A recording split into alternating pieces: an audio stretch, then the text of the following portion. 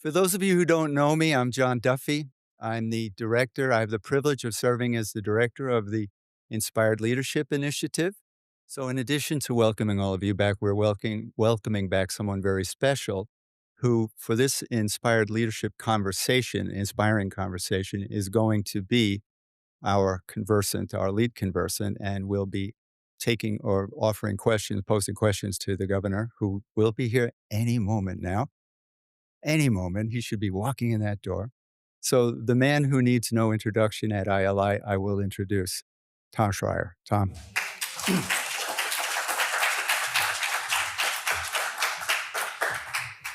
So I will take a seat here as soon as Claudio comes. But thank you, John. It really is a privilege to be back here today to moderate this discussion out here. But Claudio serves as the governor of the Santiago Metropolitan Region, a role that he's held since 2021.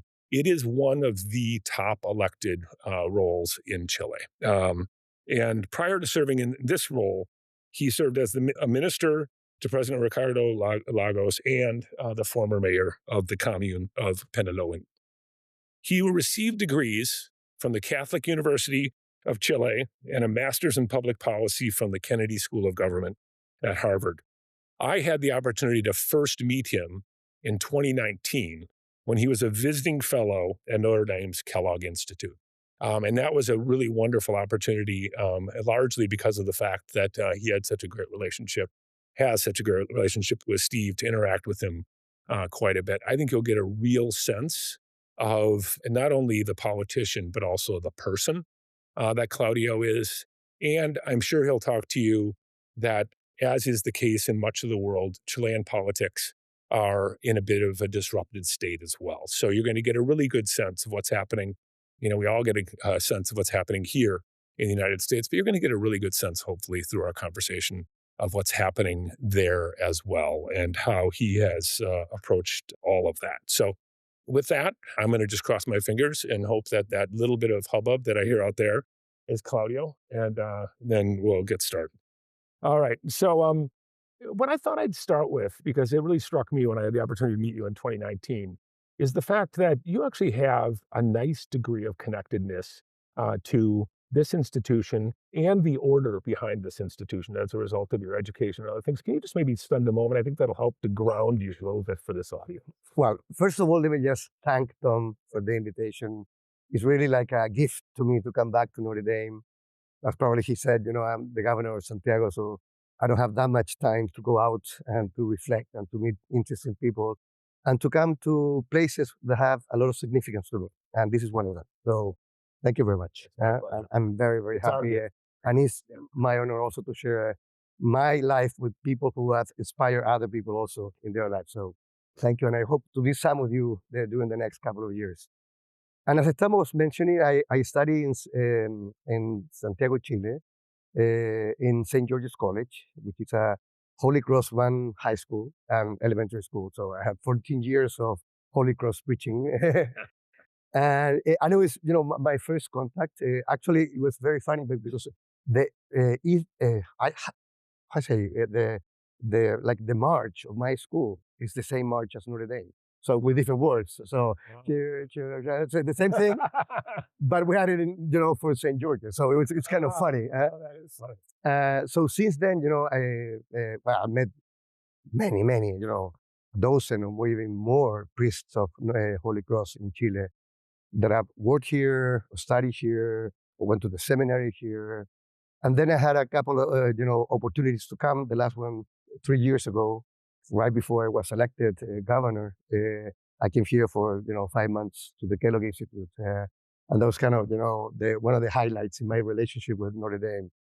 But it was, the most important thing was not only meeting the priests, but the spirituality that we gained from these priests. We, at least in Chile, and I think it's the same case of Notre Dame, we believe in a very incarnated faith. We're sons and daughters of the Catholic social doctrine. I'm so happy that the new Pope has followed the path of Leon the 13th and Reverend Novarum. Because for us in Latin America, trying to mix faith and the contact with reality and the fight against poverty and the struggle for human rights, it's just one same thing. It's not two separate things. I remember, growing up in high school, and for me, it was so important this idea of the gospel that we cannot say that we love a God that we don't see if we're not able to love our neighbors that we see. And in the case of that time in Chile, we're talking about the 80s, late 80s, we were living a dictatorship. And we had a economic recession. So we had 33% of the people were unemployed at that time. So this had a very concrete face. It was not theory. It was not only ideology. It was reality. And I think that's something one of the main gifts I got from Holy Cross, to be able to understand that real commitment in real life and spiritual life and the worship of God have to go together. If not, one or the other fails. So maybe just to extend that a little bit, you, how much did your spirituality and a sense of vocation affect your decision to become a politician?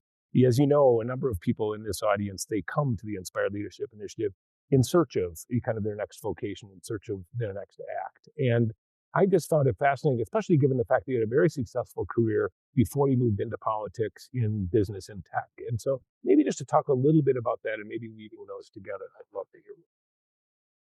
Everything goes back to my student years. And I think there are two highlights in this coming closer to politics. One was the poverty reality of Chile.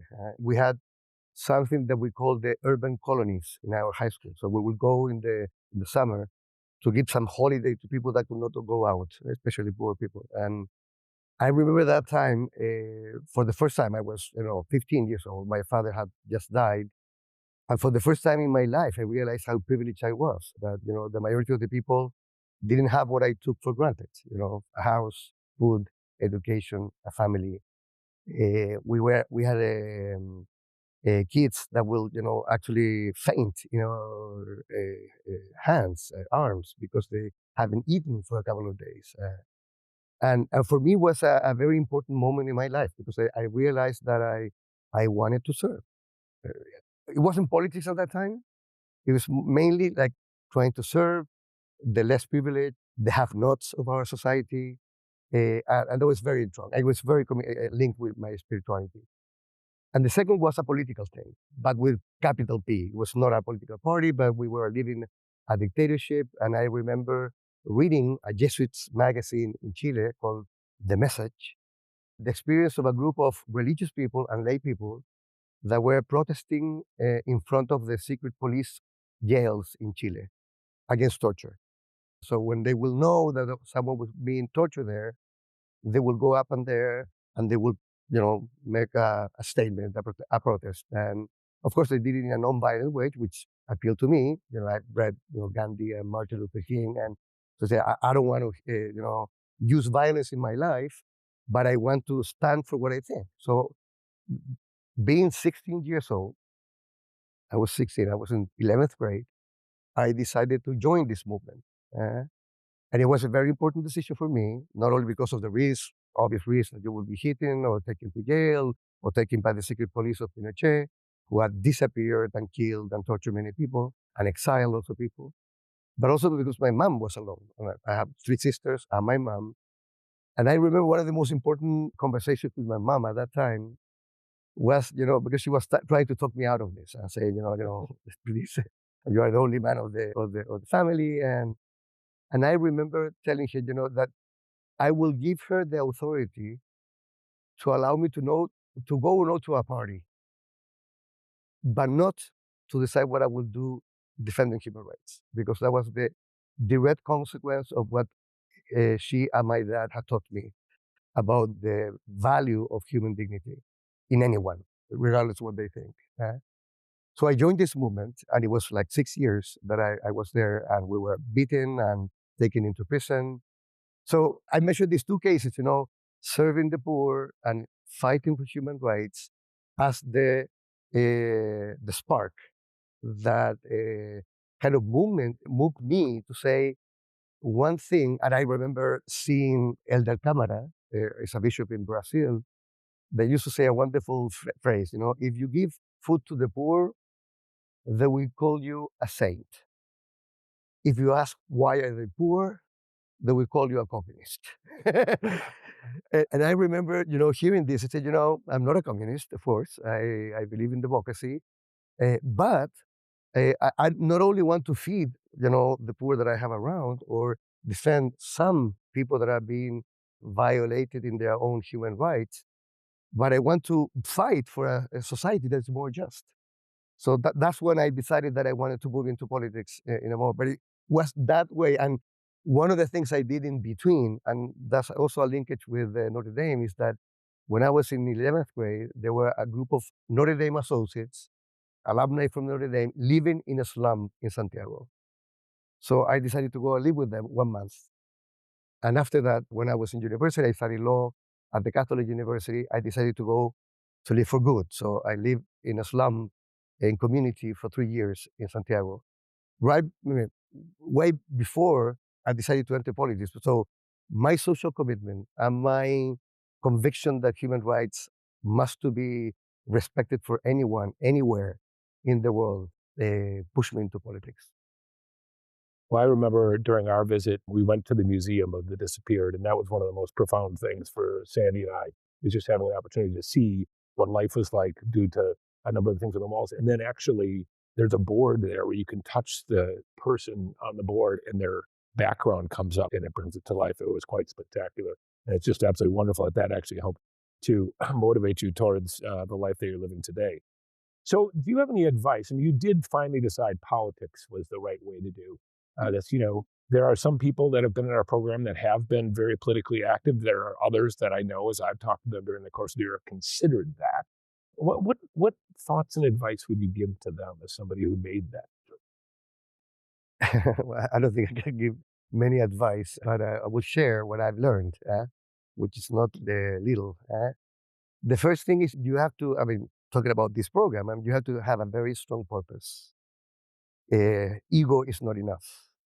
Seeking power is not enough, because sooner than later, you will get beaten up. And the only way to stand up again is to have a greater purpose than your ego. Uh, and for me, that's been the case. And Steve Reifenberg, who's here, I call him my older brother. We met when I was 15, and this guy was, I don't know, 18 or 20 or whatever. And so we know each other for a long time. And I've had in the last couple of months a very harsh moment in my political career. I would say the most hard. And I've been accused of things that are, of course, false, and it's been hard. And the only thing that really kept me up with hope and with joy and with commitment is that I know that it's not about my reputation. It's not about my ego, which is destroyed at this time of the year. It's about serving others and trying to stand up for a good politics. And so I would say first to have a greater purpose. Second, have self-care practices in your life. Unless you are able to protect yourself, you get carried away by selfishness, hate. I don't know, things that are not only in politics in the world, but somehow concentrated in politics. So for me, for example, in the last years, nature, friends, meditation every year, every day, trying to meet inspiring people. Talking about, I have a practice of meeting I would say a stranger every week, just to know it, someone that will have something that will inspire me. So those are the things I would say. I mean, being involved in politics means many things. Very few have the electoral politics vocation, which is I would say the hardest. But there are like other ways of being involved in politics. Being part of the public discussion.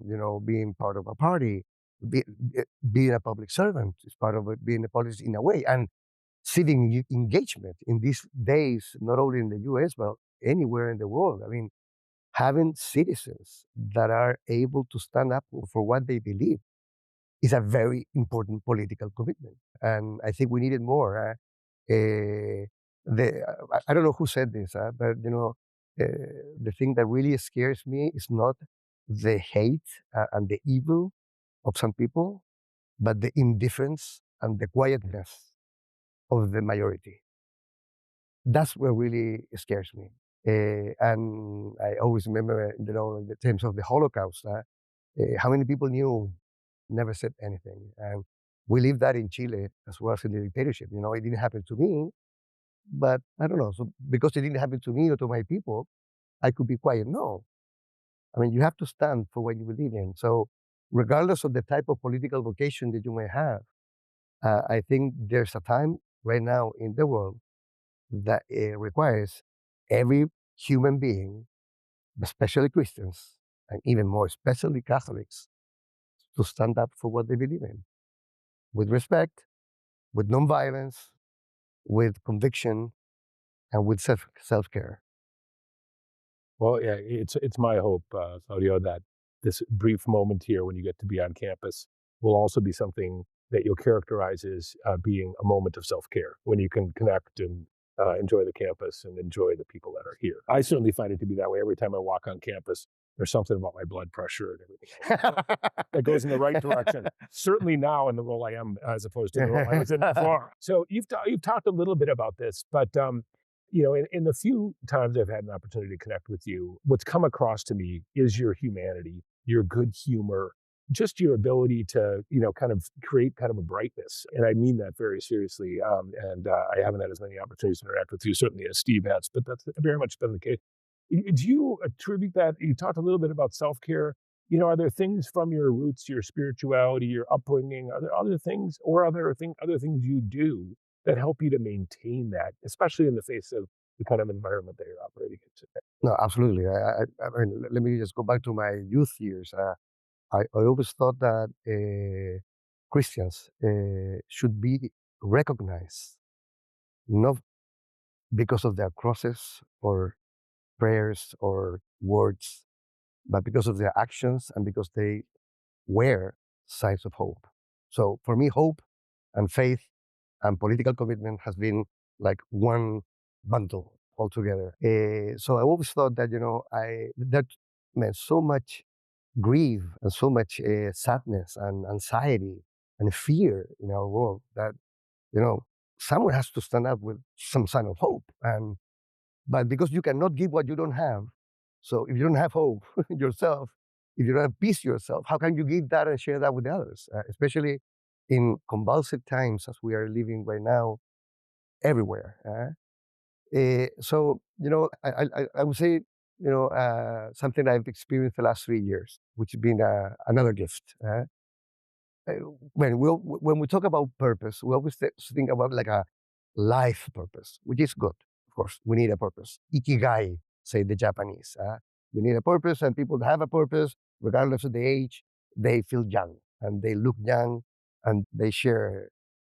But I also wanted to have something more concrete, like a purpose for every year. So I started 3 years ago. My first year was gratitude. That was my purpose, to give thanks to people that were significant to me. So I spent a whole year inviting my mom, my sisters, my sons. I have 4 sons, my friends, different places of the country, just to spend time and to say to them that I started a journal that is called my gratitude journal. So every day I write for something that I give thanks to. Last year was the year of self-care. So imagine, it was my year of election. I was re-elected in November of last year for my second term. And I said, how can you going to manage, being in campaign and self-care? Maybe I said, it's the best year to start. And having been something that lived very fast and intense life without stopping, and I always thought, sleeping 4 hours was kind of something I should be proud of. Well, I think that there's a moment in life when you grow up and you learn things. One of those things was, I needed to rest.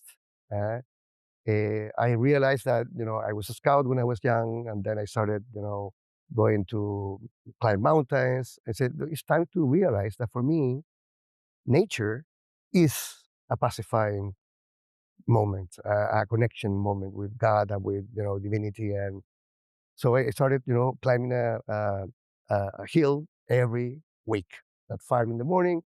Wednesdays, I go climb a 1,000 meter tall hill.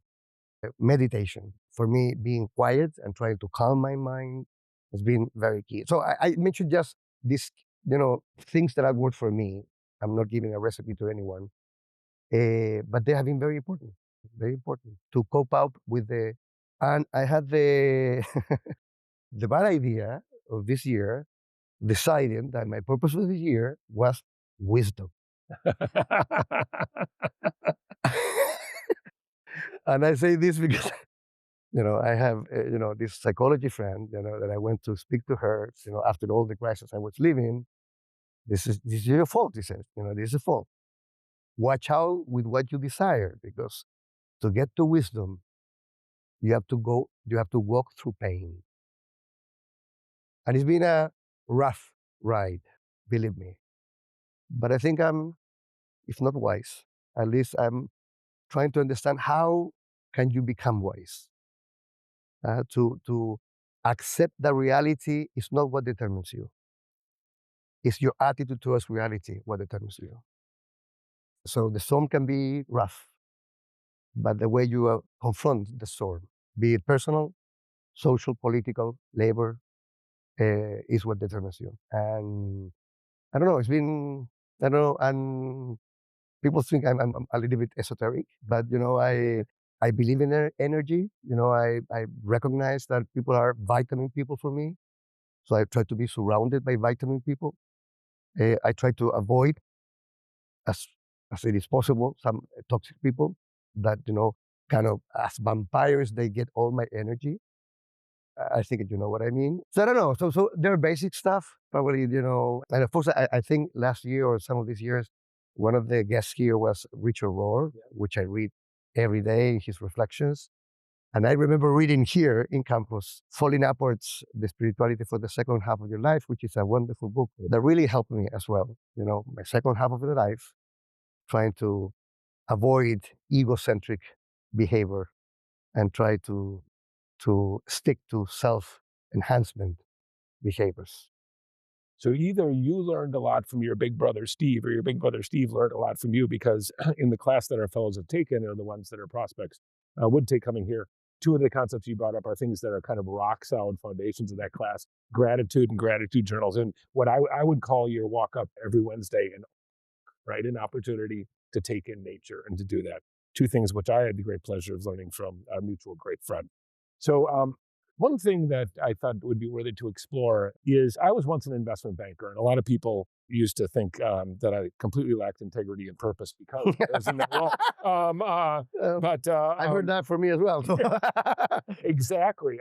But what I found is that in the profession, there were actually a lot of great people that had integrity and that had purpose, and that the public perception of that role wasn't the same. Talk a little bit about people you've encountered in the world of politics, and are those, you know, is that perception a correct perception, or what's your view on your fellow politicians? Well, I think, I mean, you have everything and every type of people in every aspect of life. Politics is not the exception. So you find noble people that want to do good and are honest people that are trying to serve others, and you find selfish people that are driven by their egos and their need or aspiration of power. So the thing is, as in with, for example, bankers, probably in the case of politics, the difficulty is not to find good people, is to make others people out of politics believe that there are those honest people in politics. One of the most, I would say, painful things is that throughout my life, I've been considered, a very honest politician. I have nothing. I don't have properties. I don't have, wealth, and I don't complain, and I'm not proud of it. It's just the way it is, and I'm very happy, and I sleep very calm every night. Um, and during this crisis, because some people accuse me of things that I haven't done, people started saying, I thought you were different. I thought, you were an honest politician, but I was wrong. You're just as the rest. And that's painful. Oh, that's painful. I'm trying to separate, the ego component of that painfulness, of that pain, and the more in-depth dimension, which is, I want to make others, especially young people, believe that you can be an honest public servant and be involved in politics. I think this is my duty, my mission. So when I see that being questioned, it's very hard. It's very hard. And what I see is people that are concerned about their reputation, concerned about their, character, are less and less willing to get involved in politics because of this. And of course, I met, wonderful people in all political parties. And this is not a partisan thing. You find evil people and you find wonderful people in all political lines and parties. And you need to be able to bundle with them, to make community with them, cross party lines, to show that, we can fight our ideas, we can be passionate about what we live in, but at the end of the day, we can respect each other and we can, put the common good before the private or the partisan gain. But it's hard. And it's harder every day. It's harder every day. But it's a need. I mean, what is social life, community life without, honest politics? La politica comes from, the being concerned about the polis, the city. That's where the democracy came from. And we need to have people that are able to believe and to practice these values. It's not as much as something that we preach because at the speech level, you know, everything stays the same. It's at the practical level that we need to have people with these values and, I would say, behavior. So, in addition to that, while Emily brings the questions up that have come from the audience, just maybe any other advice, for those people who think, maybe politics isn't right for them.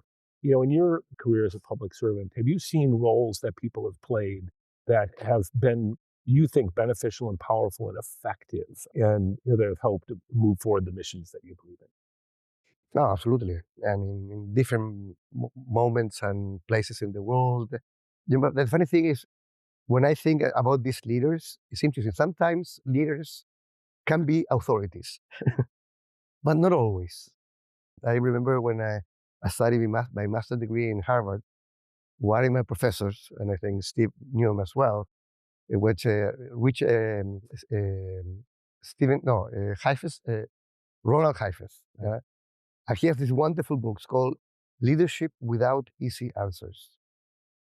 And one of the most intriguing things for me is how can you lead without being an authority? That's one. Second, what are the risks of being an authority in order to lead? Because sometimes people will ask from you certainty to quiet down the discrepancies in society. And part of the leader has to allow some discrepancy and to conduct in a way those differences in society instead of trying to applicate or eliminate some of them.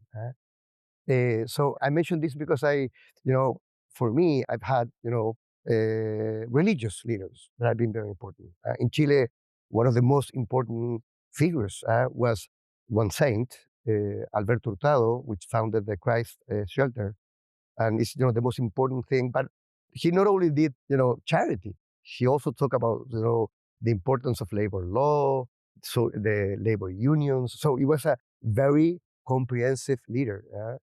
During the dictatorship, the Cardinal of Santiago founded the Vicary of Solidarity.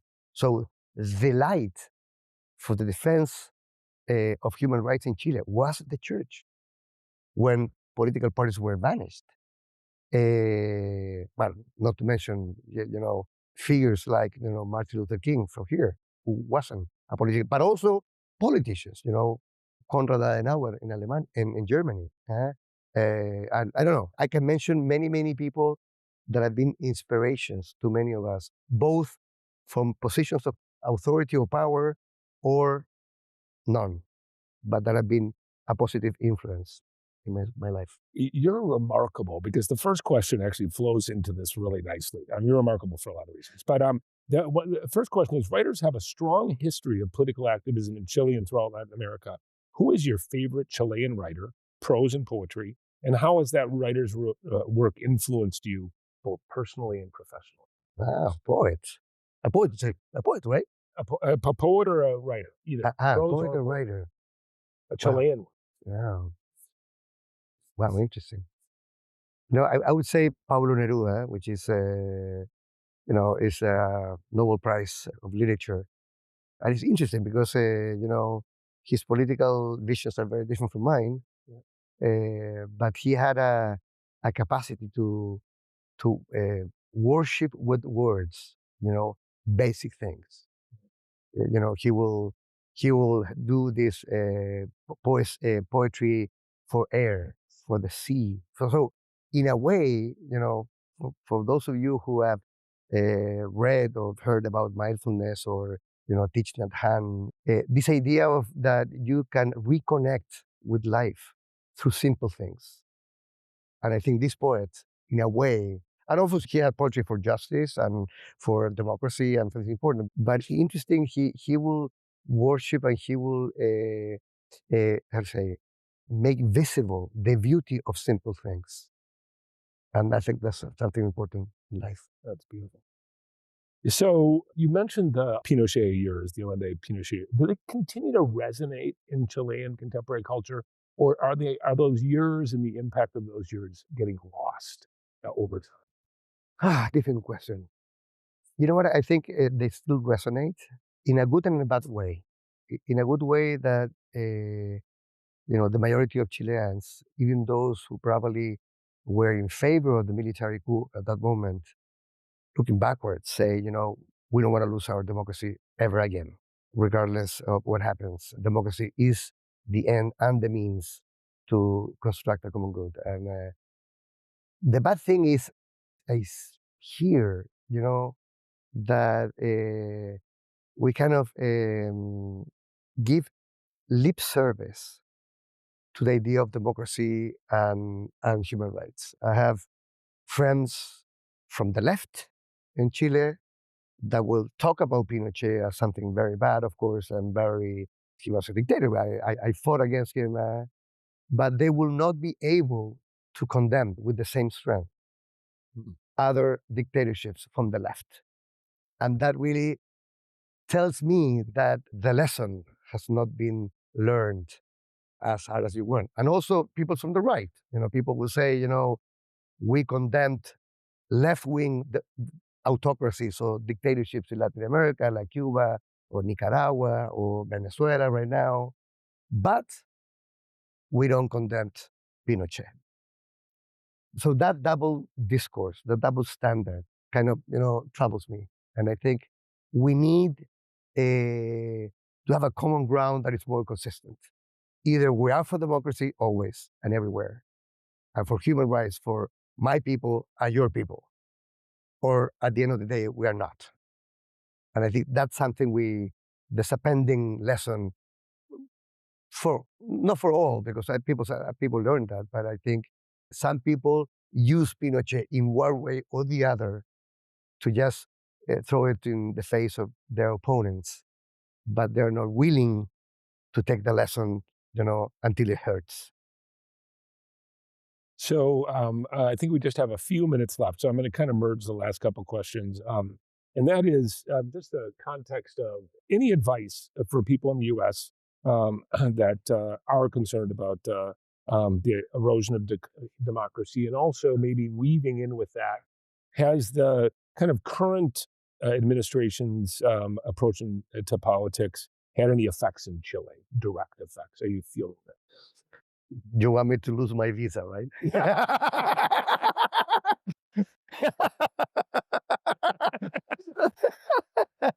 No, no, no, just joking. Just joking. Let me just, I don't want to avoid the question, but I think it's always been bad for Latin America that the US doesn't take into account what happens in their backyard. We are America the whole way, from Chile to Canada. And what happens here, it will affect you sooner than later. Immigration is just one of them, but crime and drugs and So unless we have strong democracies, and strong democracies come with fight against corruption, fight against organized crime, and economic growth. Those are the three pillars of a strong democracy. And unless we're able to invest in that, that's not only, you know, attacking, boats that are getting to the US, it's also investing in that more, this idea that we need a world in general, and a Latin America in particular, that is more equal. I mean, you could say, of course, it's not our problem. We have enough problems within our country, which is true. But take it, I will ask you and I will push you to think that this is all your problem, because some of the effects of this will find you sooner or later. I remember just a small anecdote. When I was mayor of one of the Santiago's boroughs, it's a very poor one, but we have a very fancy university like Notre Dame there. So, and I had one of the deans that was one in my boards, advocacy, advisory boards. And I was obsessed by dropouts in high school, how kids were getting out and they were getting into crime.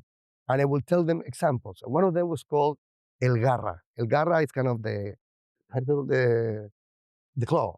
But it was the nickname for this guy, this kid that will, commit a lot of crime. And so I will, always talk about El Garra. El Garra is doing that. And we have to stop this. We have to prevent this. One day I get a phone call from this dean of the economic department of the Universidad of Ibañez. He said, I met El Garra. I said, where did you meet him? In my house. They robbed me and my family. They handcuffed us and they took everything. And I remember when they were going out, one of them calling the other, hey, Garra, hurry up. So I mentioned this because, this guy at a very, important and rich university, live in a different part of the city. But at the end of the day, inequalities hunt all of us. And that's something I would say. And the other thing is, we have to protect democracy. But as Steve Levitsky, I remember hearing Steve Levitsky here with How Democracies Die, I think page number 5 of that book, he says, democracies do not die as the Chilean one did, with planes bombarding the National Palace. That was how it used to be with military coups. Now it's more subtle. Now it's more in silence. You stop the free speech and the press, and then you go for the other powers of try to cope out the powers, and then you alienate people that speak or think different from you. So I mention this because this is something not for the US, for any country. There's a Latin American author, it's called Moises Naim, and he has this wonderful book called, it's in English, The Revenge of Power. I said, how autocrats are shaping politics in the 21st century. And he speaks about the 3 Ps, he says, populism, polarization, and he says truth, like fake news, or truth, sorry. So his idea is, the new type of autocracy in the world. It can be Hungary, it can be Turkey, it can be, I don't know, El Salvador, it can be any country anywhere. It's about the combination of these 3. How do we put up these 2 sides that are not reconcilable, the good guys and the bad guys, the elite against the people, the patriots against the anti-patriots, and then we polarize everything, and then we use the fake news and the post-truth about it. And I think we ought to be very careful, and we have to analyze this. It's happening everywhere. We don't have a recipe, because there are things, I would say, the fear against crime is there, is real. The fear against immigration is there, is real. The fear that people will overcome my values is there, is real. So the thing is, how do we manage those real fears in our societies, protecting the only tool we have to manage peacefully our differences, which is democracy? I remember one Chilean politician that said, we only know when autocracies start. We never know when they end. So we have to be consistent, regardless whether we like it or not, the one who's in power. I think this is a time of like Ulysses, that was tied up, so he won't hear the chants of the sirens. We have to tie ourselves up with those basic values of respect, rule of law, democracy, human rights for everyone. Because you don't know when you will be in a position when you will have to call up those values to defend your ideas or those you like or love. So, Claudio, we call this series, I'm thinking, the Inspiring Conversations, Leadership and Public Purpose. We name the series and then we bring in the guests and hope that they actually do that. But you have gone above and beyond. This has been spectacular. And so I just want to Close with my gratitude and the gratitude of our entire group.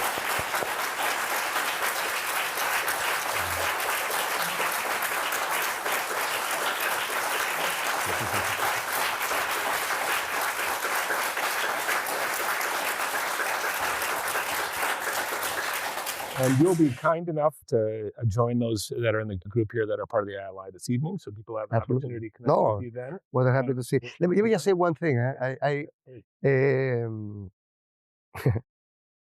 I stopped believing in casual events a long time ago. I strongly believe in synchronicities. And so when I was coming here, I had a very rough week also I was coming yesterday, but I had to postpone today. I almost didn't make it. And so I was thinking and I was praying and saying, why is that I have to come to Notre Dame in the midst of my personal crisis? And I just realized you made me walk through not only my life, but also all those values that brought me where I am right now. So in the midst of the storm, as I say to you, I say to me, I have to tie myself up to those values, to wait for the sun to come up, keep on going with serving the people. So thank you.